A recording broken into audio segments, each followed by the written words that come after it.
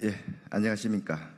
국회 문화체육관광위원회 소속 대구 북구을 출신 국민의힘 국회의원 김승수입니다.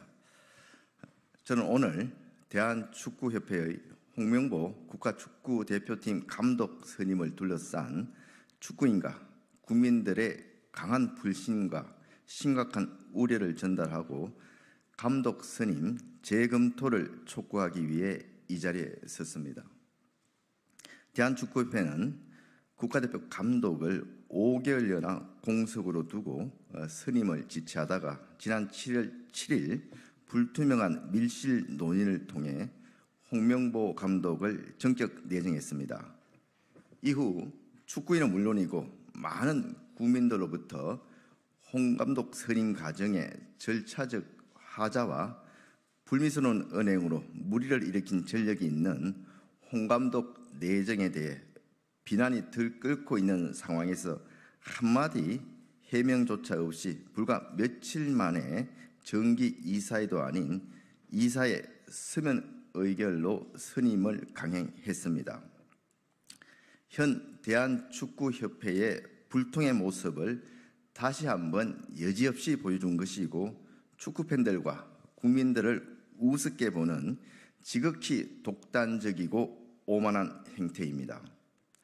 대한축구협회의 홍명보 감독 선임의 문제점은 절차적 하자와 불투명한 선임 과정, 그리고 홍 감독 개인의 심히 부적절한 과거 행적과 자질에 대한 우려입니다. 먼저 대한축구협회의 이번 대표팀 감독 선임은 명백한 절차적 하자가 있습니다.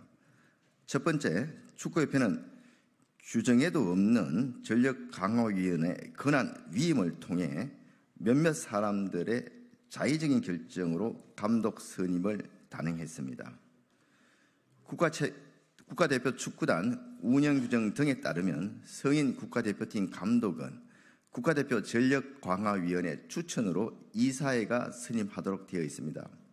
그런데 정식 기구인 전력강화위원회가 정혜성 전력강화위원장과 일부 위원들의 사퇴로 정상 운영이 되지 않는 상황에서 축구협회는 아무런 근거 규정도 합당한 양해 절차도 없이 국가대표 감독 선임과는 전혀 직무 관련이 없는 이임생 축구협회 기술총괄 이사에게 감독 추천 권한을 부여해서 단 일주일 만에 새 감독 선임을 단행했습니다. 5개월이나 끌어온 중요한 국가대표 감독 선임은 이렇게 제도적 근거도 없이 자의적으로 월권을 해서 졸속으로 선임할 것이 아니고 전력강화위원장을 다시 선임하고 위원 역시 추가해서 전력강화위원회를 정상화한 후 감독을 선임하는 것이 상식이고 공정한 절차입니다. 두 번째, 선발 절차와 기준도 매우 불투명하고 주먹구구식이었습니다. 축구협회의 국가대표 지도자 선발 기준에 따르면 서류심사 35%, 훈련계획서 및 지도부 평가 35%, 면접 30%로 선발하도록 되어 있습니다. 그런데 이임생 기술총괄 이사가 다른 외국인 후보 2명은 대면 인터뷰를 했지만 홍명보 감독은 7월 5일 밤 11시 면접이 아닌 부탁을 하러 자택으로 찾아갔고 다음날 오전 9시 홍 감독이 이를 수락하며 감독 선임이 이루어졌다고 합니다.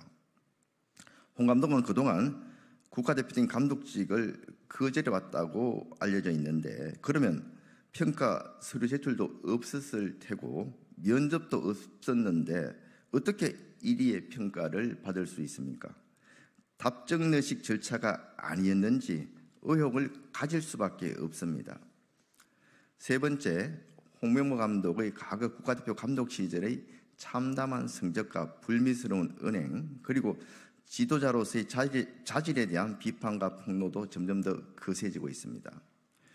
홍명보 감독은 과거 2014년 국가대표 감독 시절 선수 급 나누기 발언, 인맥 축구 논란 등으로 분란을 일으키더니 브라질 월드컵에서 단 1승도 하지 못한 처참한 성적을 거뒀으며 월드컵 16강 탈락 바로 다음 날 브라질 현지 여조금원까지 있는 식당에서 음주 가무 회식을 한 것이 언론에 공개되며 국민들의 큰 분노를 자아냈습니다.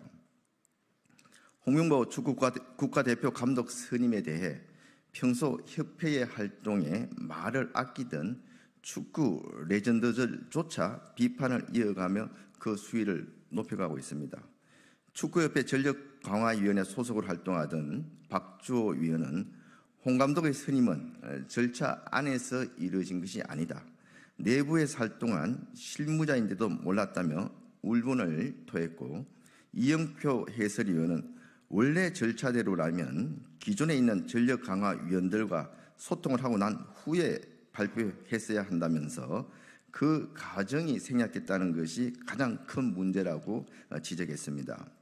박지성 전북현대 디렉터 역시 축구협회의 체계를 바로 세우고 앞으로 나아갈 것이라는 기대는 5개월 전이 마지막이었다.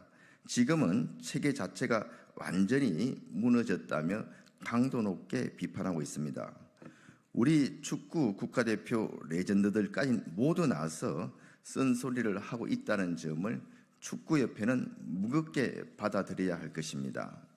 이번 축구협회의 독단적인 홍 감독 선임 과정과 국민적 비난에도 아랑곳하지 않는 행태를 보면 이문열 작가의 우리들의 일그러진 영웅에 나오는 무책임한 단임과 그의 비호 아래 전행을 일삼는 반장 음석대를 연상케 합니다.